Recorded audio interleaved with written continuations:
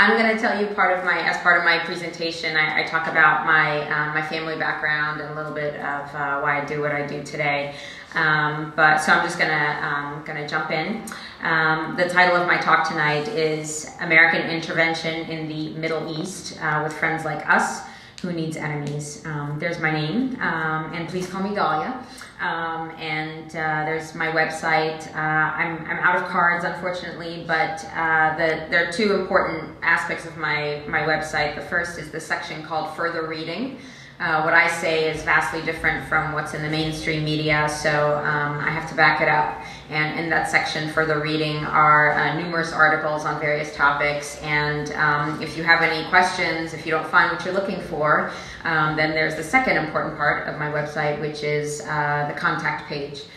Or you can write me directly at info@liberatethis.com. Questions, comments, love mail, hate mail, whatever you got. Eventually, I'm quite behind at the moment, but at some point I will do my very best to get back to you. So thank you Random Row Books for hosting the event. Thank you Ryan and David who were involved in the organizing, and David because he's putting Ross and myself up at his place tonight, so that's always an extra burden. No pictures. This is just a reminder to myself to let you know that I do share family photos that I'm maybe a little bit paranoid, but very protective of. However, as always, I encourage you to take pictures of me. Okay, moving on. So I recently took a trip to the UK, and I had 6 speaking engagements.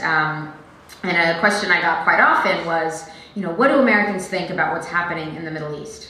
And there were 2 aspects of my answer. And the first is, this has now become my mission to change our language, because there's a quote that my mom has on her computer. I forgot who said it, but it's those who control the language control the debate. So, and there's the implications of Middle East are very colonial. So Middle East is actually the reference to that region of Western Asia, but it's from the vantage point of the colonial powers. So we have the Middle East, the Far East, with Europe, well, especially Great Britain, France, and the other colonial powers as the center, as the focal point. And I think that here in America, we've almost pushed the sun out of the solar system, and that we consider ourselves to be the center of the universe currently. But anyway, the more appropriate term for this part of the world is Western Asia. So the students that I was speaking to, whom I was speaking to overseas, they were all over this, and they're like, I'm not using Middle East anymore. So my goal is by the end of 2011, we will have phased out the term Middle East. The second part of answering this question is, how do I explain what the average American is thinking about this part of the world? Now, this is a still photo from a couple of years ago. This is a Fox News presentation. The topic was, as Secretary Gates was meeting with Israel's Minister of Defense, Ehud Barak. And so the focus was, of course, Israel, pointing out Israel, which is occupied Palestine here, noting Syria, Jordan, and Iran. I just want to point out that when the British carved up this part of the planet, they actually named this part Iraq, and Egypt is over here. So when people ask me what Americans think of what's happening in the Middle East or Western Asia, I gotta tell you, we're a little confused. Now, we can only do the best we can with the information that's given to us. I have every confidence that we would make the right decisions given the facts and the right information. But we are very dumbed down here, and that's not an accident with the ties between corporations and governmental bodies here.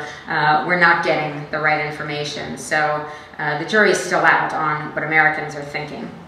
So just to put a little more perspective of what's happening and how we perceive things, there's a question that comes up: who are the good guys, who are the bad guys?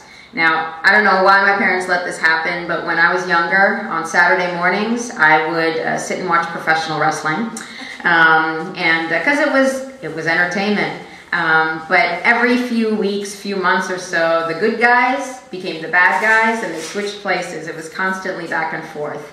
And this tends to happen as well with our perception of other countries and other leaderships. So I want to talk with the example, now that I am in historic Virginia, Washington crossing the Delaware, and I'm visiting you from the state of Delaware, but this is actually, they're talking about the Delaware River. At this time, in December of 1776, the American forces, or the colonial forces, the founding fathers, the army had retreated from Lord Cornwallis to Pennsylvania, and the British forces, the Redcoats, who had come to suppress the rebellion in their colonies, they had entered their winter quarters, assuming they had won. They're like, okay, the fighters retreated, and we're good. We're good now until spring. But in the middle of the night, George Washington crossed back over the Delaware River and attacked the British in a surprise attack, and this was Christmas 1776. Now, as Americans, we might remember this time as, America, we risked our lives to gain our independence. If you ask the British how they might characterize what happened, we are America, we will kill you in your sleep on Christmas. It just depends on who's putting the spin on it. But at the time, this is people demanding self-government, self-determination. So they had the right to kick out the colonial powers. So that's one example. Who are the good guys? Who are the bad guys? Let's look at another example. Back in 1980, the Summer Olympics were held in Moscow in what was then still existing as the USSR.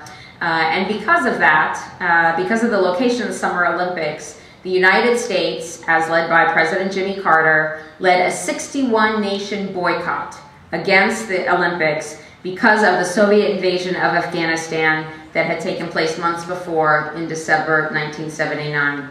And I remember as a kid that this was quite a devastating thing for the athletes who had trained so hard for years and years. But for political reasons, we were going to boycott the Olympics. Let's fast forward 30 years.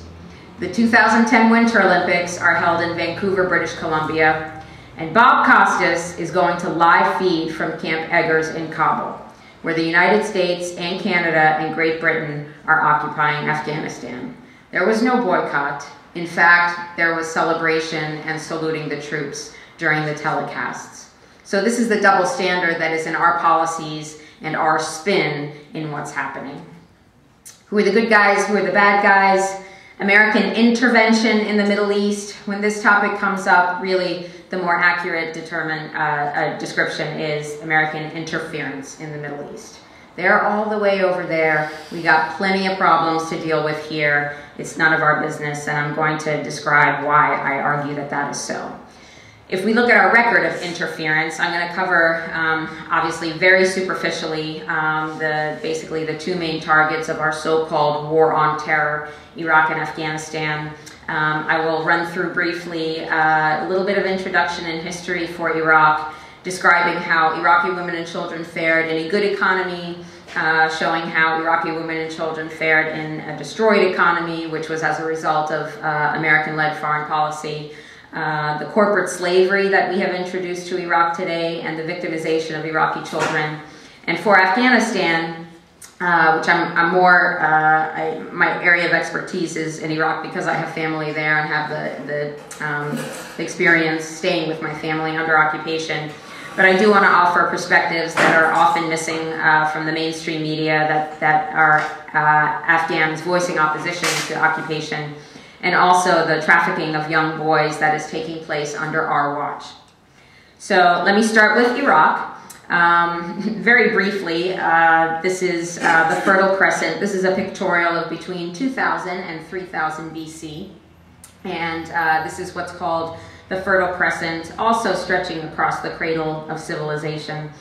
This green area here, well, it's kind of fluorescent here, but along the land between two rivers, along the beds of the Tigris and Euphrates, and swinging over to the Mediterranean Sea. Now this is from thousands of years ago. You see the cities of the early civilizations. The city of Ur, Babylon, Sumer is here. And just to point out, over here is Palestine. Israel was a state created in 1948. Now modern-day Iraq is the site of the biblical Garden of Eden. And I really didn't have a concept of that until I started researching the history of Iraq and Mesopotamia. But the famous tree where the apple came from, a descendant of that tree, at least before the 2003 invasion, is located in southern Iraq.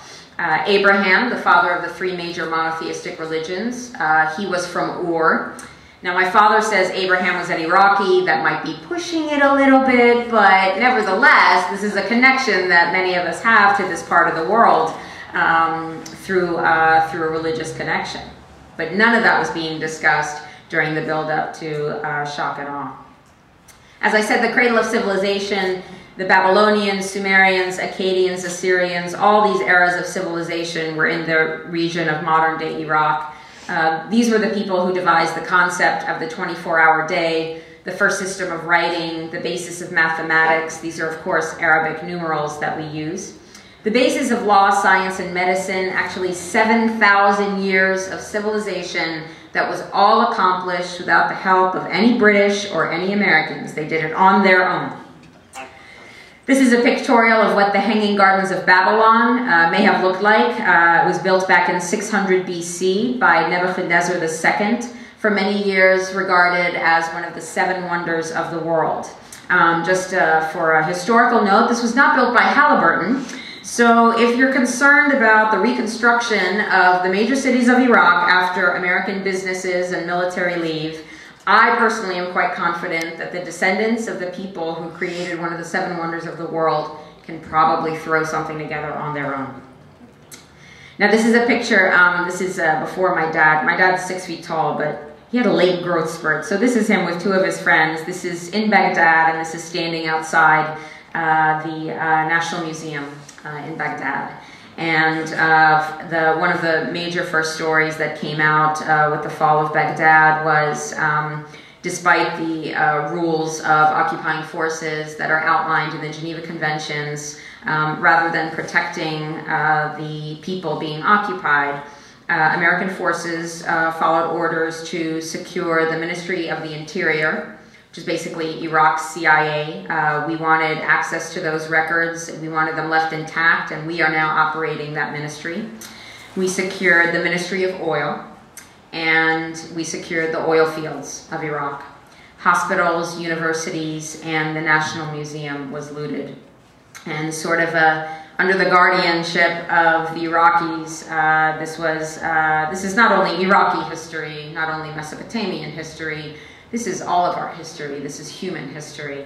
And unfortunately, once we showed up, this is sort of a metaphor for that absolute brutality of the American invasion and occupation. And this is what happened with the new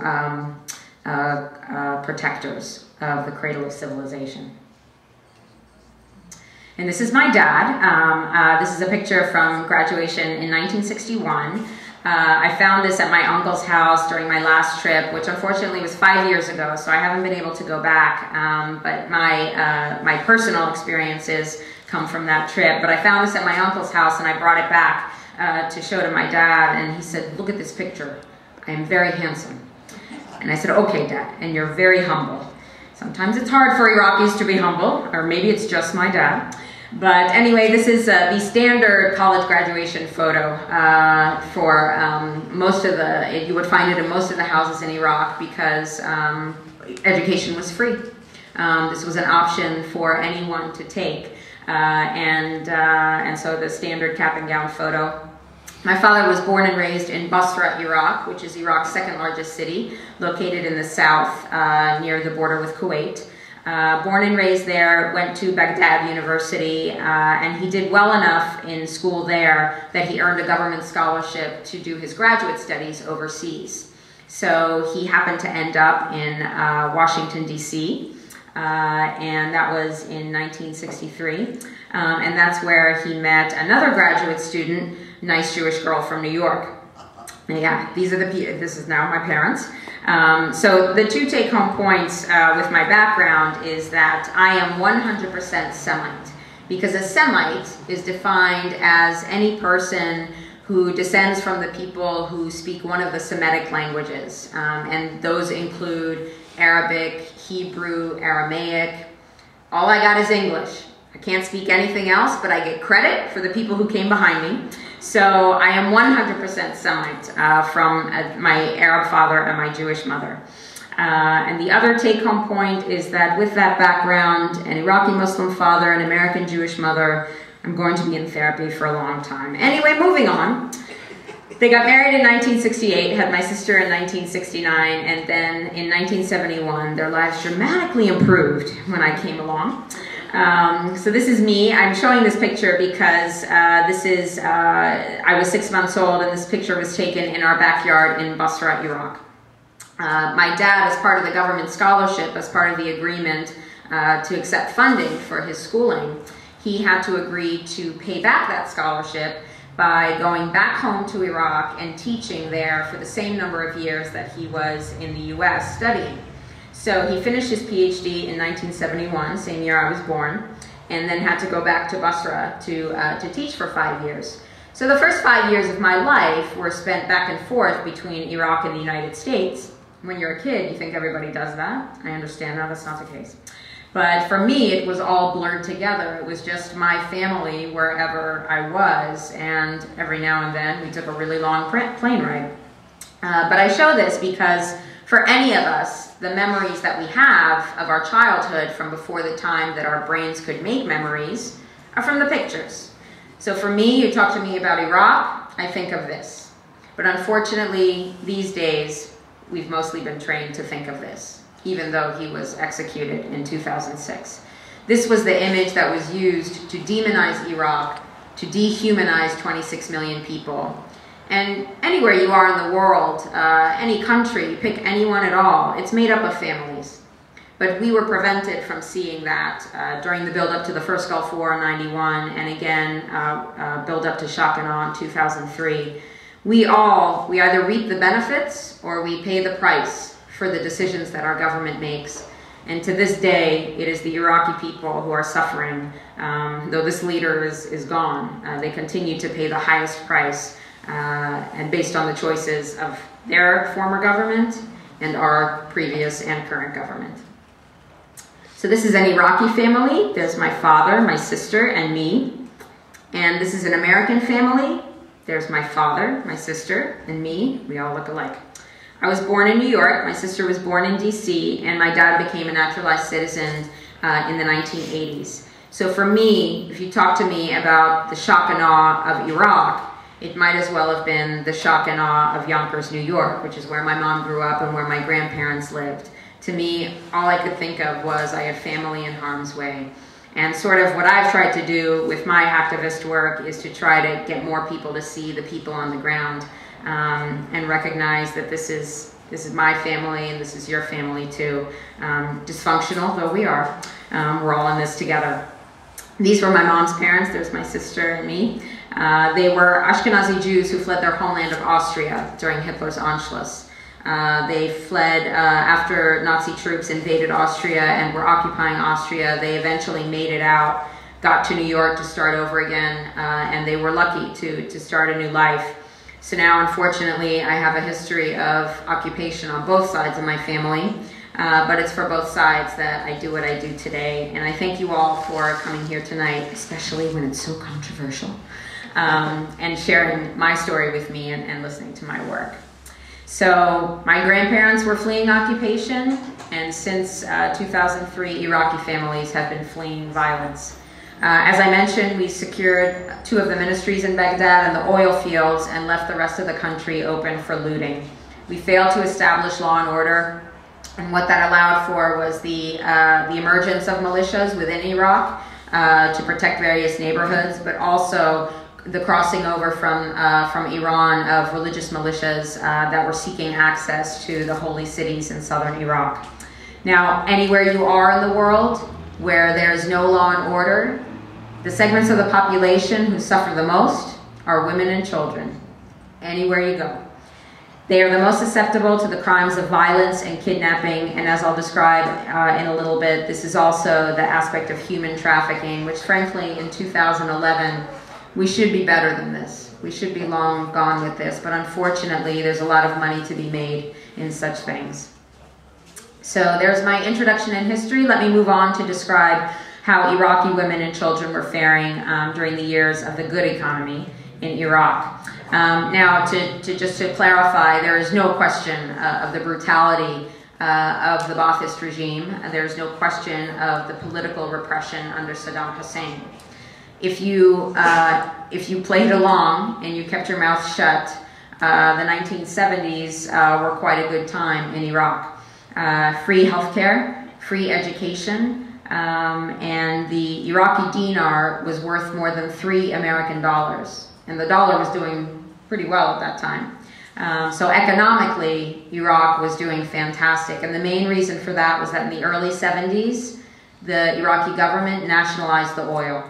Prior to that time, foreign companies like Royal Dutch Shell and British Petroleum were taking Iraq's oil and taking the profits of its sales. In the early 70s, the Ba'athist government nationalized the oil, and the profits started coming into the centralized government, into the state, and that's how the infrastructure was built up. So the faring of Iraqi women during the 70s and 80s, part of the reason that that Iraqi women at that time had some of the most progressive standards for property rights, civil rights, marital rights. Part of that was because the Ba'ath Party was a socialist party and it was a secular government. So that blocked the fundamentalism and the more restrictions on women's rights that tend to come with conservative religion. And this is also that they benefited the political repression, actually, because it limited, they fought a theocracy in Iraq. They wanted to maintain the secular government, so that also protected women's rights. In 1969, the Ba'ath Party established the General Federation of Iraqi Women. During that time, it was established in 69, and in the decades that followed, the Iran-Iraq War took place, which required many of the young men, well, pretty much everybody had to serve in the military, ages 17 to 19. You did 2 years military service after high school. But then when the country went to war, I think all the men were recruited. So what the government did was, rather than what happens in Saudi Arabia, Bahrain, Kuwait, where they bring in foreign workers to fill the gaps in the workforce, what Iraqis did was they trained women to fill the men's jobs, which is what happened in this country during World War II. To make sure that all the gaps were filled in the workforce. And again, as I mentioned, secular versus religious rule supported women's rights. Women were working throughout civil society, and many of you may know this already, but I still encounter questions or people confronting me who say, well, we had to go into Iraq to liberate the women so that they didn't have to wear the burqa anymore. For one thing, the burqa is not in Iraq. That's traditional in Afghanistan. And for a second thing, women have the choice. It just so happens that my cousins, the ones I'm closest to, they chose to cover their hair. But as you'll see shortly, that was not everybody's choice, and even the dress was very westernized. Women working throughout civil society, doctors, lawyers, engineers, traffic police, anywhere you saw men working, you saw women working. And this is an article that appeared in July of 1989 that describes the history and the vast improvements in supporting women that was accomplished by this General Federation. Now, that was the 1970s when the economy was good. Women and children in a destroyed economy, different story. On August 2nd, 1990, Iraqi troops moved into Kuwait. I don't have time to go into the historical build-up to that, so I'll start there. But if you have questions, I'm happy to refer you to articles, and we can talk about that in the Q&A. 4 days after the invasion, economic sanctions were imposed on Iraq, led by the United States and Great Britain, and then supported by the international community. And these sanctions were to punish Iraq for invading Kuwait. We blocked the sale of oil, which was 95% of Iraq's economy, and we blocked the import of goods. Now, after the first Gulf War, This severely limited the reconstruction of the infrastructure that was destroyed. Though there were some reserves of foodstuffs, medicines, other resources, within the first 2 years after the invasion, those storage sites were depleted. And that's when people started to starve and die from basic medical issues that were easily treatable. During the first Gulf War, we violated international law by targeting the civilian population, striking electricity power stations, water sewage treatment plants, and the telecommunications centers. Now, despite the fact that Iraq was pushed out of Kuwait by the end of the first Gulf War in April of 1991, economic sanctions remained in place. And they continued to 92 and 93, 94. By 1995, UNICEF, which was keeping tabs on the effects on the civilian population in Iraq, noted that the sanctions were yielding a minimum of political dividends against a high human price paid primarily by women and children. At this time, the government had established a food rationing system, but it was insufficient to support the nutritional needs of the people, especially of children. Children get hit the hardest by poor nutrition. So that system was providing less than 60% of the required daily caloric intake. The water and sanitation systems were still in a state of collapse 4 years after the bombings because of a lack of ability to fix them. And there were critical shortages of life-saving drugs and equipment. And this is directly linked to the continued imposition of economic sanctions on Iraq.